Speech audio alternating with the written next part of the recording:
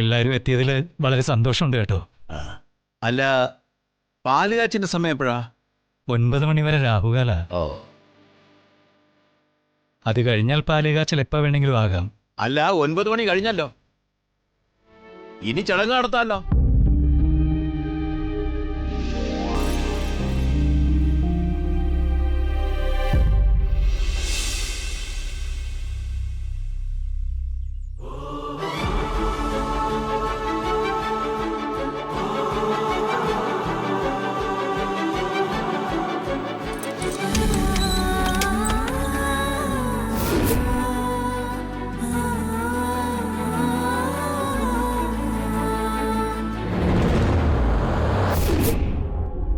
ആരെയാ നോക്കുന്നത്? ഒരു പാർട്ടിയോട് വരാനുണ്ടേ. ആളുകളൊക്കെ പാതിരാത്രി വരെ വന്നും പോയി ഒന്നിരിക്കും. നമ്മൾ ആരെയും വെയിറ്റ് ചെയ്തിട്ട് കാര്യമില്ല. അങ്ങനെ ഒഴിവാക്കാൻ പറ്റുന്ന പാർട്ടി അല്ല ഏട്ടാ. ഞങ്ങളുടെ വിവാഹം കഴിഞ്ഞ് എത്രയോ വർഷങ്ങൾക്ക് ശേഷം അവരീ നാട്ടിലേക്ക് വരുന്നതെന്നറിയോ? പുതിയ വീട്ടിലേക്ക് പാല് കാച്ചി കയറുമ്പോ അവരും കൂടെ ഉണ്ടായിരിക്കണമെന്നുള്ളത് ഞങ്ങളുടെ ഉറച്ചൊരു തീരുമാനം. എന്റെ അച്ഛനും ഏട്ടനും ഒക്കെയാ വരാനുള്ളതേ.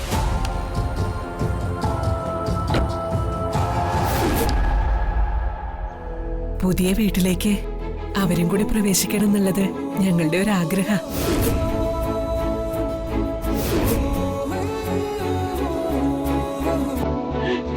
എന്തു പറ്റി?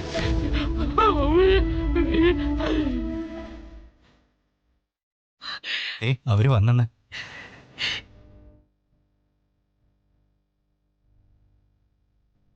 അച്ഛാ,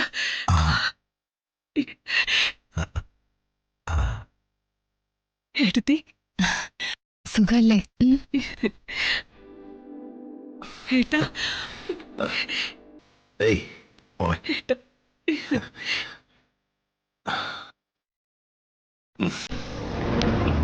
ഞങ്ങളുടെ പുതിയ വീട്ടിലേക്ക് വലതുകാലം വെച്ച് ഐശ്വര്യമായിട്ട് അച്ഛൻ കയറണം.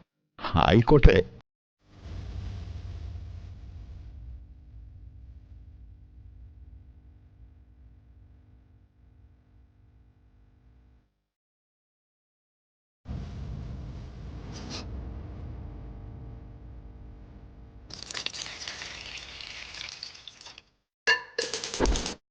മോളെ, വർഷങ്ങൾക്ക് മുമ്പ് നീ എടുത്ത തീരുമാനം അത് നിനക്ക് പാലിക്കാൻ കഴിയുമെന്ന് ഞങ്ങളാരും പ്രതീക്ഷിച്ചില്ല.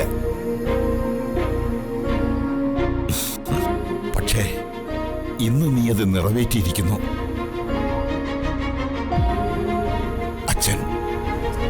അച്ഛൻ മോളുടെ മുമ്പിൽ.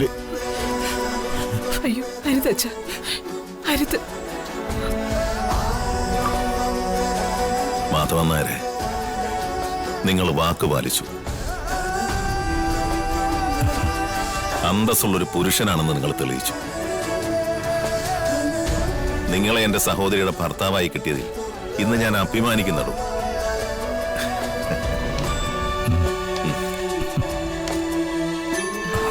ഇപ്പൊ നിനക്ക് സന്തോഷായില്ലേ?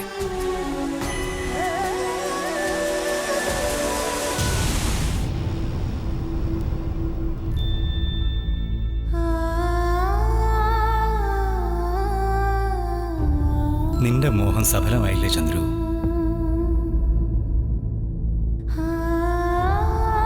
നീ എന്താ ഒന്നും മിണ്ടാത്തത്? സ്വപ്നം യാഥാർത്ഥ്യമായപ്പോൾ നാവിനും മിണ്ടാട്ടമില്ലാതായോ? ചന്ദ്രു,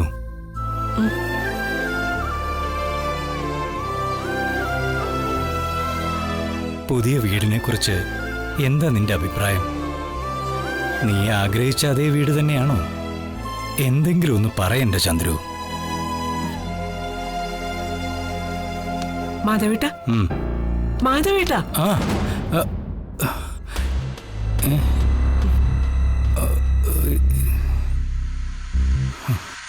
എന്താ നോക്കുന്നത്?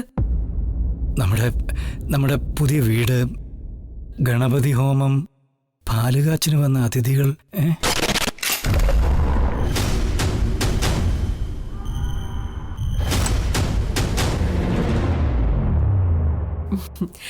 അപ്പൊ ഇന്നും അതേ സ്വപ്നം തന്നെ കണ്ടു അല്ലേ?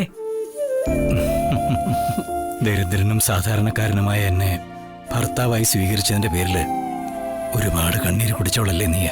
3 നില കെട്ടിടത്തിന്റെ ഉടമയാവാതെ ഇനി ഒരിക്കലും സ്വന്തം തറവാട്ടിലേക്കില്ല എന്ന് ഉഗ്ര ശബ്ദം എടുത്തവളല്ലേ നീ. ആ സ്വപ്നം ഇന്നും സ്വപ്നമായി തന്നെ അവശേഷിക്കുന്നു. ആ സ്വപ്നം ഞാൻ യാഥാർത്ഥ്യമാക്കിയിരിക്കും.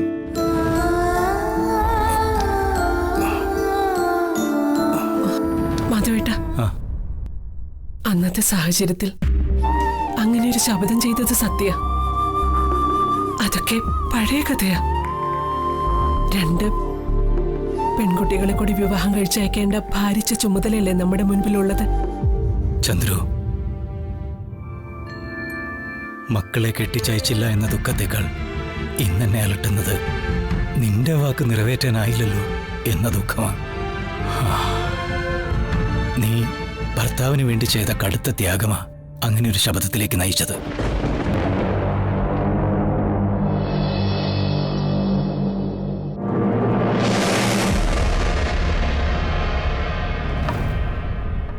ഇവിടത്തെ കുഞ്ഞിനെ പെണ്ണ് ചോദിക്കാൻ തക്ക പ്രൗഢിയൊന്നും ചേമംഗലം കോവിലത്തിനില്ല. ആര് പറഞ്ഞു? അവിടുത്തെ കുട്ടിക്ക് ഇങ്ങനെ ഒരു താല്പര്യമുണ്ടെന്ന് അറിഞ്ഞപ്പോഴേ കാര്യങ്ങളൊക്കെ നന്നായി അന്വേഷിച്ചു. സമ്പന്നനും വിദ്യാസമ്പന്നനും സുമുഖനുമായിരിക്കണം പയ്യനെന്ന് നിർബന്ധമുണ്ടായിരുന്നു.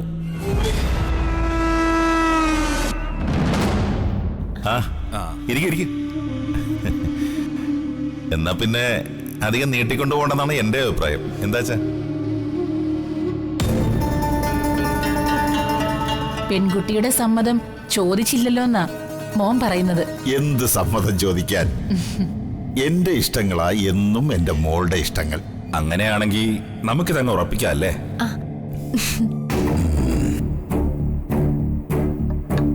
ഏറ്റവും അടുത്ത ശുഭമുഹൂർത്തത്തിൽ നാടറിയിച്ച് ഒരു കല്യാണം. ഉറപ്പ്.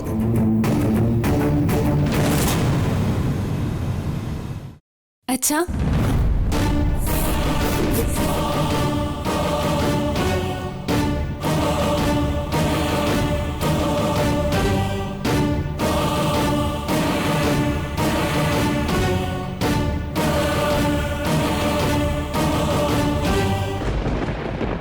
അച്ഛന്റെ ഏട്ടന്റെ അനുവാദത്തോടെ ഈ ബന്ധം നടക്കില്ലെന്ന് ബോധ്യമായപ്പോ ഇഷ്ടപ്പെട്ട ആളിനെ കൊണ്ട് ഞാൻ എന്റെ കഴുത്തിൽ താലി ചാർത്തി. കൊള്ളാം. അച്ഛന്റെ ആഗ്രഹത്തിനെതിരായി അണുവിട ചലിക്കാത്തവള് ഒരു സ്വയംവരം നടത്തി വന്നിരിക്കുന്നു. ഛീ, ഒരു തറവാടിത്തം. മോളെ കെട്ടുന്നവൻ സമ്പന്നനും വിദ്യാസമ്പന്നനും ആയിരിക്കണോ അത്രേ? ഈ നിൽക്കുന്ന മാധവൻ കേറിക്കിടക്കാൻ കുടിലുപോലും ഇല്ലാത്തവനാ. ഏതായാലും മോള് കണ്ടെത്തി തന്ന മരുമകൻ പരമ ദരിദ്രവാസി ആയിപ്പോയല്ലോ വർമ്മേ. വാടാ. കുടുംബം തുലയ്ക്കാൻ വന്ന ദ്രോഹി. നിന്റെ ഭർത്താവാകാൻ ഇവനിൽ എന്ത് യോഗ്യതയാണ് നീ കണ്ടത്? എന്തൊക്കെ അയോഗ്യതകൾ നിങ്ങൾ ഇദ്ദേഹത്തിൽ കൽപ്പിച്ചാലും എന്റെ കഴുത്തിൽ താലി ചാർത്തിയ ഭർത്താവാണ്. എനിക്കുള്ളതെല്ലാം എന്റെ ഭർത്താവിന് അവകാശപ്പെട്ടതാ. സ്വത്ത് മോഹിച്ചൊരു പെണ്ണിന്റെ ജീവിതം തൊലച്ച പട്ടി.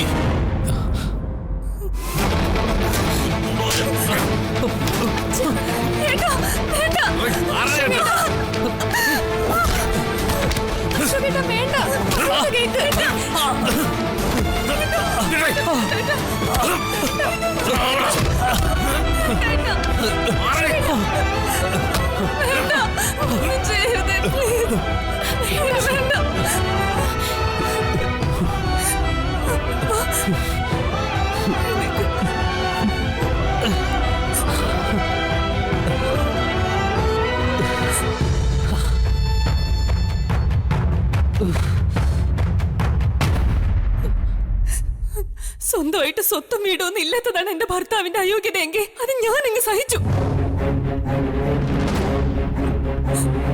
പിന്നെ എന്റെ സ്വത്ത് മോഹിച്ചാണ് അദ്ദേഹം എന്നെ സ്വീകരിച്ചെന്ന് കരുതുന്നെങ്കിൽ നിങ്ങൾക്ക് തെറ്റി. ഇവിടുത്തെ സ്വത്തിന്ന് ഒരു വൈക്കോൽ തുരുമ്പ് പോലെ എനിക്ക് ആവശ്യമില്ല. എല്ലാം ഉപേക്ഷിച്ച് ഞാൻ ഇപ്പൊ ഇവിടെ നിന്ന് ഇറങ്ങുവാ.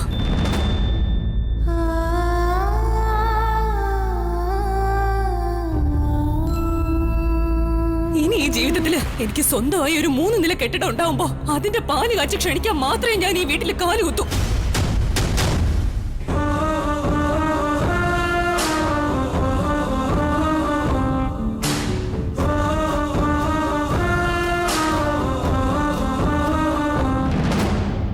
എന്താ ചന്ദ്രു?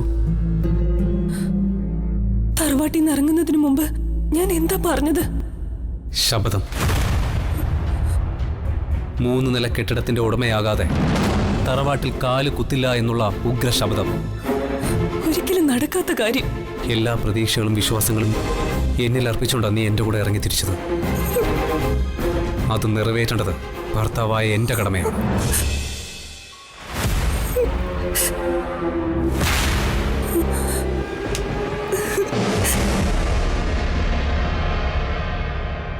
എല്ലാം ഇന്നലെ കഴിഞ്ഞതുപോലെ.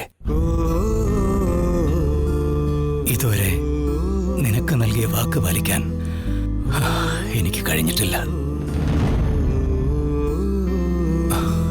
ദേ, ഞാൻ എപ്പോഴും ഓർമ്മിപ്പിക്കാറുള്ളതാ, കെട്ടിടം പണി അവിടെ നിൽക്കട്ടെ. ആദ്യം നടക്കേണ്ടത് നമ്മുടെ മക്കളുടെ വിവാഹ.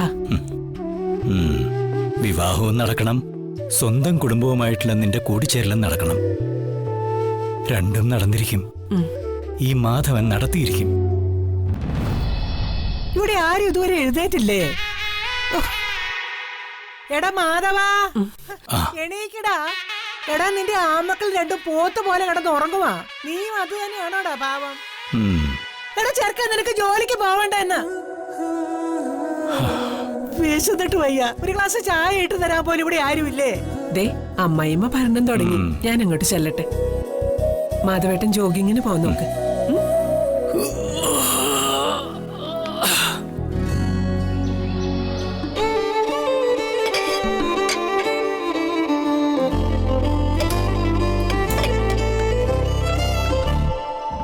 ചന്ദ്രേച്ചി, ദാ വരുന്നു. നിന്നെ ഇന്നലെ ഇങ്ങോട്ട് കണ്ടില്ലല്ലോ ജാനകി. ഞാൻ മോളുടെ വീട്ടിൽ പോയിരുന്നു ചേച്ചി. ഞാൻ അതങ്ങ് മറന്നു. ചന്ദ്രികേച്ചിക്ക് എന്റെ പിറന്നാൾ ആശംസകൾ.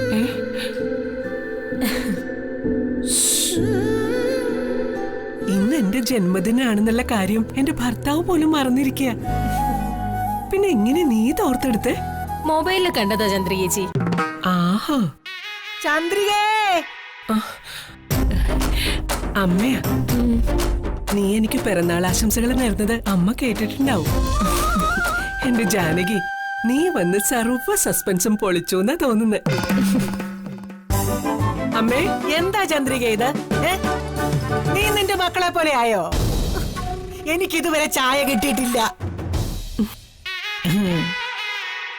നിന്നെ വിഷമിപ്പിക്കാൻ വേണ്ടി പറഞ്ഞതല്ല മോളെ. ഈ കിളവി ഇങ്ങനെ ഓരോന്ന് ചലിച്ചോണ്ടിരിക്കും. അതൊക്കെ അമ്മയുടെ ഒരു കുസൃതിയാണെന്ന് നീ കരുതിയാ മതി. എനിക്ക് അമ്മയോട് ഒരു പരിഭവം ഇല്ല. ഞാനിപ്പോ ചായ കൊണ്ടുവരാം. ഓ,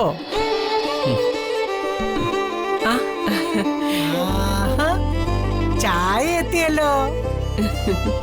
കാര്യം എന്നെ നോക്കാൻ നിൽക്കുന്ന വേലക്കാരനാണെങ്കിലും ഇവന് ഇവിടെയുള്ളവർക്കില്ലാത്ത ചില ഉത്തരവാദിത്ത ബോധങ്ങളൊക്കെ ഉണ്ട്. ഇങ്ങോട്ടാ.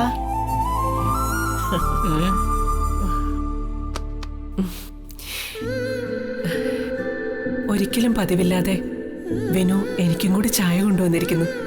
അപ്പോ ഇന്നെന്റെ പിറന്നാളാണെന്ന് ഇവൻ ഓർമ്മയുണ്ടായിരിക്കും. ഇവിടത്തെ മരുമക്കള് പെണ്ണുങ്ങളൊന്നും ഇതുവരെ ഉണർന്നിട്ടില്ല. നീ ചെന്ന് അവരെയൊക്കെ തട്ടി ഉണർത്തി പുറത്തേക്ക് കൂട്ടിക്കൊണ്ട് വാ. ചെല്ല്, പോ. വിനു, പതിവില്ലാതെ നീ എന്താ എനിക്കും കൂടി ചായ ആയിട്ട് വന്നത്? ഇന്നെന്താ വല്ല വിശേഷമുണ്ടോ?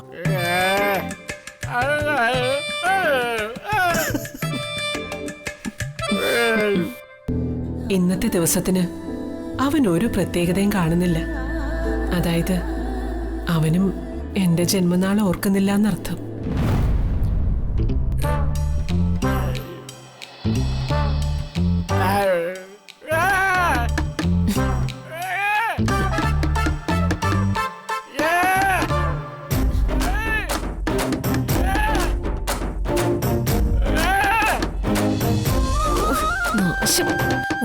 മനസമാധാനവും തരില്ല. ഈ വീട്ടിൽ നിന്ന് എങ്ങോട്ടെങ്കിലും ഓടിപ്പോയാലേ രക്ഷയുള്ളൂ.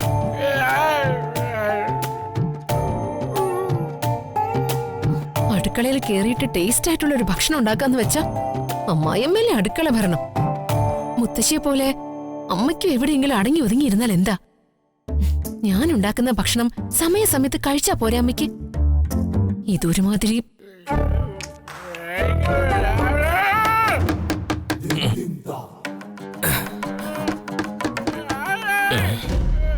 ഒരു സ്വാതന്ത്ര്യമില്ല ഇവിടെ. നീ എന്താ ഈ രാവിലെ തന്നെ പിച്ചുമേ പറയുന്നേ? മനുഷ്യന്റെ ഉറക്കം കെടുത്താതെ ഒന്നിറങ്ങി പോയിക്കൂടെ? ദേ പ്രകാശേട്ടാ, വെറുതെ എന്നെ ദേഷ്യം പിടിപ്പിക്കരുത്. കിട്ടുന്ന ശമ്പളമൊക്കെ കൊണ്ട് നിങ്ങൾ പൂഴ്ത്തി വെക്കുന്നുണ്ടല്ലോ. സ്വന്തമായിട്ടൊരു വീട് വാങ്ങിച്ചൂടെ നിങ്ങൾക്ക്? എന്തോ നേരം വെളുത്തുടനെ വെറുതെ വിട്ടിത്തം വിളിച്ച് പറയില്ലടി. പുതിയ വീട് വാങ്ങിച്ച് അങ്ങോട്ട് മാറിയാലേ A to Z എന്റെ തലയിലാവും.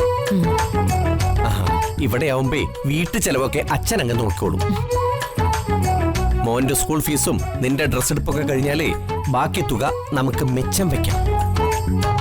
മാന്യമായൊരു ഭാവി ജീവിതത്തിന് കൂട്ടിവെക്കുന്ന ഈ പൈസ വിനിയോഗിച്ചൂടെ? അപ്പോ വീട് മാറണ്ടെന്നാണോ? തൽക്കാലം മാറുന്നില്ല. ഇവിടത്തെ അസൗകര്യങ്ങളൊക്കെ മാക്സിമം അഡ്ജസ്റ്റ് ചെയ്ത് ജീവിക്കാൻ നോക്ക്. അതെ, ഇപ്പൊ പോയി എന്റെ മോള് ചായ എടുത്തുണ്ടോ? ചെല്ല്.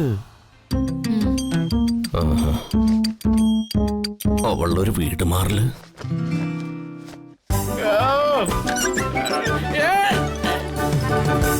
ഒരു സൗകര്യം തരില്ലല്ലോടാ.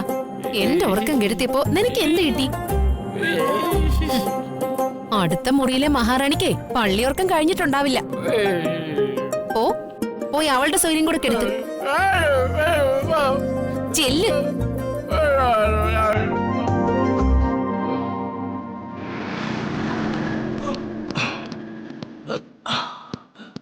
മതി, ഇനി വണ്ടി വലിക്കില്ല.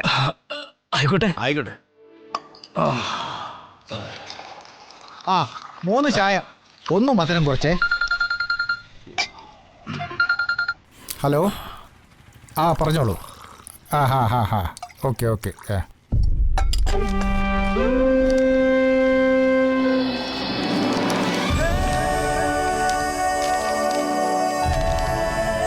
മാധവൻ വീടിന്റെ പ്ലാൻ നോക്കുകയാണോ?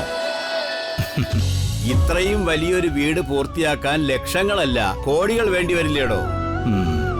ഇങ്ങനെ ഒരു ലക്ഷ്യം ഉണ്ടായിട്ടാണോ ഊറ്റി ഉരുമ്പി താനുണ്ടാക്കി വെച്ച പണമൊക്കെ ഈ കൂട്ടുകാരൊക്കെ എടുത്തു കൊടുക്കുന്നത്? എന്റെ കൂട്ടുകാരെല്ലാവരും എന്നെ പോലെ തന്നെ തുച്ഛവരുമാനക്കാരാണല്ലോ. നിങ്ങൾക്കൊരാവശ്യം വന്നാൽ കടം തന്നെങ്കിലും ഒരു സുഹൃത്തെന്ന നിലയിൽ ഞാൻ സഹായിക്കണ്ടോ? അതൊക്കെ ശരി തന്നെ. എന്നാലും കരുതൽ ധനം കടം കൊടുക്കരുത് എന്നാണ് എന്റെ അഭിപ്രായം. ചായ.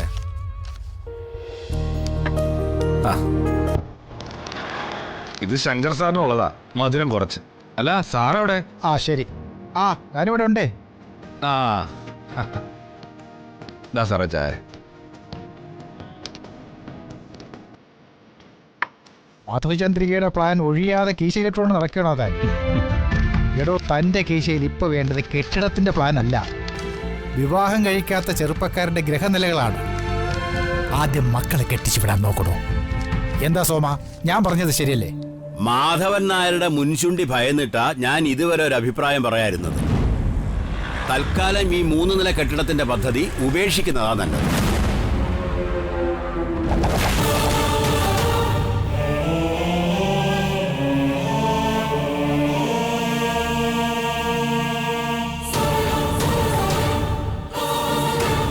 എല്ലാ പ്രതീക്ഷകളും വിശ്വാസങ്ങളും എന്നിൽ അർപ്പിച്ചുകൊണ്ടാണ് നീ എൻ്റെ കൂടെ ഇറങ്ങി തിരിച്ചത്. അത് നിറവേറ്റേണ്ടത് ഭർത്താവായ എൻ്റെ കടമയാണ്.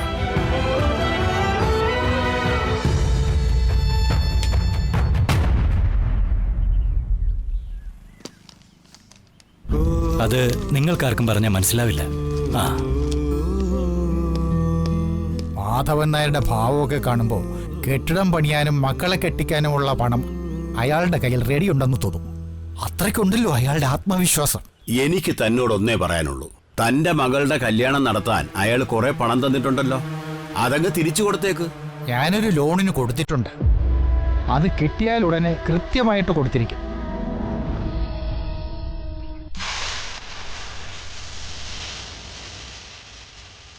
അമ്മയ്ക്ക് മുത്തശ്ശിയെ പോലെ ഒരിടത്ത് ഇരുന്നൂടെ? ഒരു അടുക്കള ഭരണക്കാരി. ഇന്ന് എഴുന്നേക്കാൻ കുറച്ച് വൈകിയേ. നാളെ കുറച്ചുകൂടെ നേരത്തെ എഴുന്നേറ്റ് അടുക്കളയിലേക്ക് വരണേ. അതെ, ഒരു കാര്യം പറയാൻ മറന്നു. ഇന്ന് നമുക്ക് പായസം കൂടി ഉണ്ടാക്കണം. ഇത്രയും പണികൾ പോരാഞ്ഞിട്ട് ഇന്നിനി പായസം കൂടി ഉണ്ടാക്കണോ? ഇന്നത്തെ ഇവിടെ പ്രത്യേകിച്ച് വിശേഷം?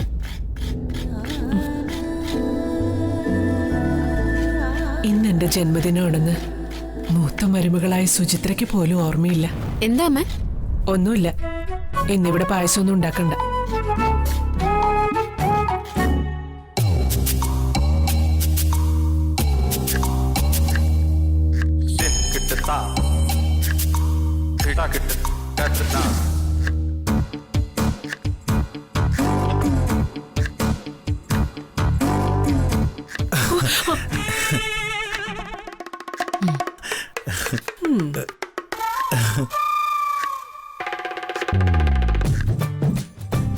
ഹരിതയുടെ ദാസം വന്നല്ലോ അമ്മ. എന്താ സുചിത്ര ഇത് രാവിലെ തന്നെ വെറുതെ? ഏയ്, ഒരു പ്രശ്നമില്ലമ്മേ. എന്റെ ഭർത്താവിന്റെ അനുജനോട് വെറുതെ കളിവാക്ക് പറഞ്ഞതല്ലേ.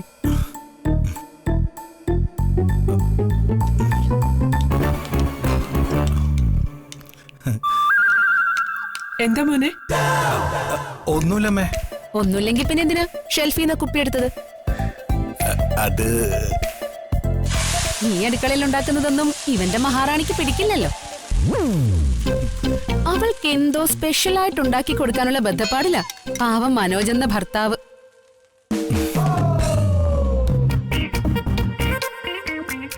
അതെ, എന്റെ ഭാര്യയുടെ സന്തോഷവും സംതൃപ്തിയും എനിക്ക് വലുതാ.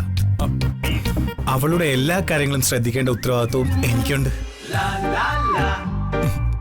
അതുകൊണ്ട് ഫുഡിന്റെ കാര്യത്തിലും ഞാൻ ശ്രദ്ധ ചെലുത്തും. ഓ, അപ്പോ ഭാര്യയ്ക്ക് വേണ്ടി മാത്രമാണ് ജീവിതം മാറ്റി വെച്ചിരിക്കുന്നത് അല്ലേ? അതെ, എന്റെ മനസ്സിൽ എന്തിനും ഇതിനും ഒന്നാം സ്ഥാനം ഭാര്യയ്ക്ക. അവള് കഴിഞ്ഞിട്ടേ എനിക്ക് മറ്റാരും ഉള്ളൂ. അല്ല, ഒന്നാം സ്ഥാനമല്ല, ഒന്നാം സ്ഥാനം എന്റെ പെറ്റമ്മയ്ക്ക് തന്നെയാണ്. രണ്ടാം സ്ഥാനത്തെ കുറിച്ചാ പറഞ്ഞു. രണ്ടാം സ്ഥാനം ഭാര്യയ്ക്ക് തന്നെയാ. അയ്യോ, അമ്മയ്ക്ക് ഒന്നാം സ്ഥാനം ഒന്നും വേണ്ടേ? ഒന്നാം സ്ഥാനം നീ ഭാര്യയ്ക്ക് തന്നെ കൊടുത്താ മതി. എനിക്ക് ആ സ്ഥാനം വേണ്ടേ? അല്ല, ഇന്നെന്താ ഭാര്യയ്ക്ക് വേണ്ടി സ്പെഷ്യൽ വിഭവങ്ങളൊക്കെ ഉണ്ടാക്കുന്നത്? ഇന്നെന്താ നിന്റെ ഭാര്യയുടെ ബർത്ത്ഡേ ആണോ? ഹേ അല്ലമ്മേ, അവളുടെ ബർത്ത്ഡേ ജൂലൈ 3-നാ. ആ ഡേറ്റ് ഞാൻ മറക്കില്ല. പൂമുഖവാതിൽക്കൽ സ്നേഹം.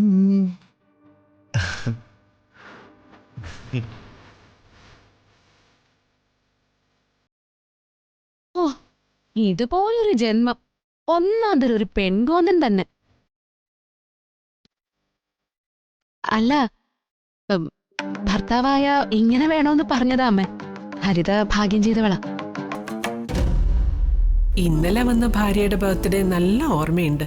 സ്വന്തം പെറ്റമ്മയുടെ ജന്മദിനം ഓർമ്മയില്ല.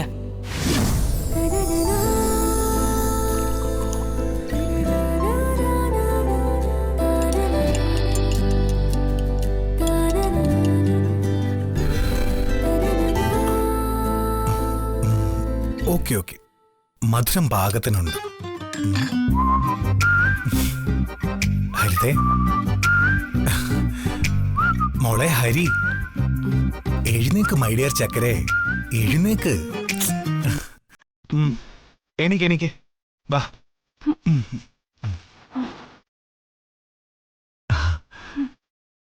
ഉറക്കം സുഖമായിരുന്നോ ഹരി? സാധാരണ ഈ വീട്ടിൽ ഉറക്കമുണരുമ്പോ ബെഡ് കോഫിയാ പതിവ്. മോക്കത് പറ്റില്ലല്ലോ, മോൾക്ക് ഇത് തന്നെ വേണമല്ലോ. ദാ, ബെഡ് കോഫിക്ക് പകരം സ്പെഷ്യൽ മിൽക്ക് കുടിക്ക്.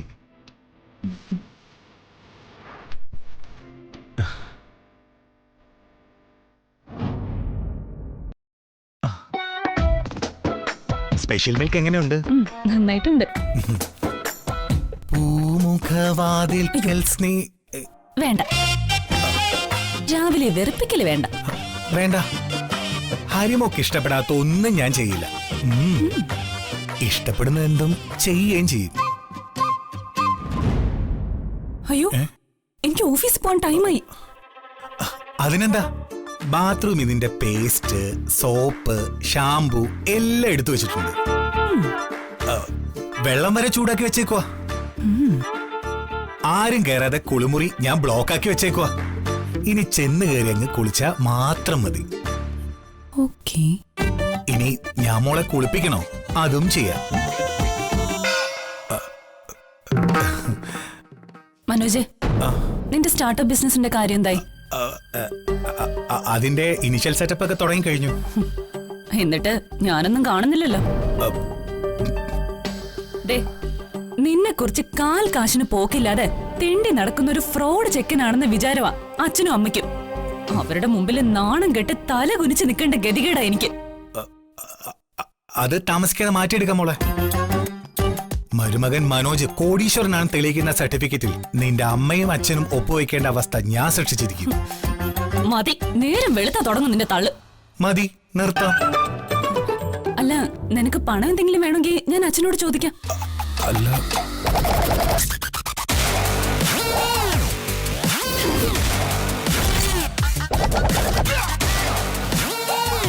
ഈ തെണ്ടി തല്ലിക്കൊള്ളണം. അയ്യോ അമ്മേ, അയ്യോ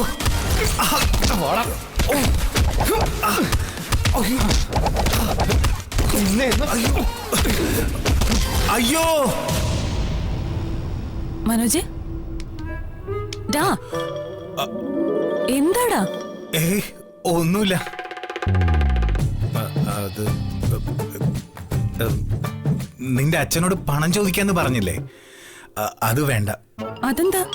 നിന്റെ അച്ഛൻ എന്നെ കാണുന്നതേ ചതുർത്ഥിക്ക് തുല്യമാ. ഇനി പണം കൂടി ചോദിച്ചാ എന്റെ കട്ടപ്പൊക്കെ നിനക്ക് കാണേണ്ടി വരും. ഓ, ഇങ്ങനൊരു പേടിത്തുണ്ട്.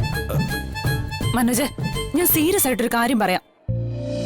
നീ ഇങ്ങനെ ഓരോ ഒഴിവ് കഴിവുകൾ പറഞ്ഞ് ബിസിനസിന്റെ കാര്യം നീട്ടിക്കൊണ്ട് പോരുത്. ഞാൻ എല്ലാ സുഖ സൗകര്യങ്ങളോടും കൂടി ഒരു വലിയ വീട്ടിൽ വളർന്നവളാ. എനിക്ക് ഈ ഒരു സെറ്റപ്പില്, അത് ഒരു വാടക വീട്ടില് ശ്വാസം മുട്ടേണ്ട അവസ്ഥയാ. മടുത്തു. ഈ നരക ജീവിതം വല്ലാതെ മടുത്തു. പരിഹരിക്കാം. ഈ അവസ്ഥയ്ക്കൊക്കെ സമൂലമായൊരു മാറ്റം ഉടനെ ഉണ്ടാവും മോളെ. സമാധാനിക്കെന്റെ പൊന്നെ. പിന്നെ വേഗം പോയി ഫ്രഷ് ആയിട്ട് ജോലിക്ക് പോകാൻ നോക്ക്. കുളി കഴിഞ്ഞ് വരുമ്പോഴേക്കും എന്റെ ഡ്രസ് അയൺ ചെയ്ത് വെച്ചിരിക്കണം. വെച്ചിരിക്കും. ഇവളെ പോലുള്ള രാക്ഷസികളെ കെട്ടാൻ മനോജിനെ പോലുള്ള എത്ര കഴുതകളെ വേണേലും കിട്ടും. ദൈവവിശ്വാസവും സൽസ്വഭാവവുമുള്ള എന്റെ പേരക്കുട്ടിയുടെ വിവാഹം നടക്കാൻ ഒരു ഈശ്വരനും കനിയുന്നില്ലല്ലോ. മരിക്കുന്നതിന് മുമ്പ് എന്റെ വന്ദനമോളുടെ കഴുത്തിൽ ഒരു താലിച്ചരട് കാണാൻ ഭാഗ്യമുണ്ടാകണേ എന്റെ ഭഗവാനെ.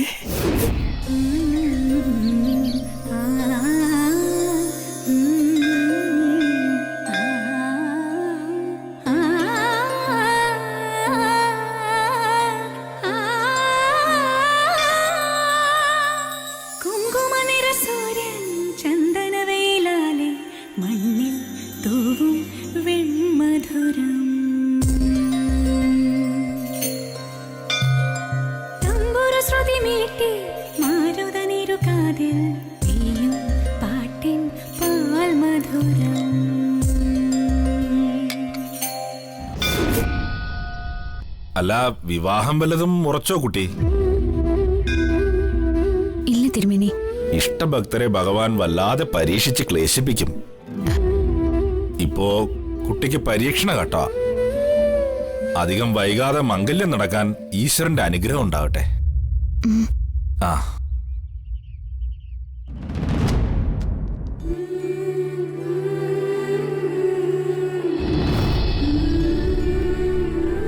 ആ പെൺകുട്ടി ഏതാ? അതെ, മാധവ് നായരുടെ മോളാ. നല്ല തറവാടിത്വം അടക്കോ ഒതുക്കോ ഉള്ള പെൺകുട്ടി. തറവാടിത്തവും ചന്തവും ഉണ്ടെന്ന് പറഞ്ഞിട്ട് എന്താ കാര്യം? ഇതുവരെ കല്യാണം നടന്നിട്ടില്ല. എത്രയോ ആലോചനകൾ വന്നതാ. ഓരോരോ കാരണത്താൽ എല്ലാം മുടങ്ങി പോവാ. എന്തോ വലിയ ജാതകദോഷമുള്ള പെണ്ണാ. അവൾക്ക് ഭർത്താവ് വാഴില്ലെന്നാ പറയുന്നേ. ജാതകം അങ്ങനെയാണെങ്കിലും കാണാൻ വൃത്തിയും ജയിലൊക്കെ ഉള്ളതുകൊണ്ട് ഒരു രണ്ടാം കെട്ടുകാരനെങ്കിലും കിട്ടാതിരിക്കില്ല.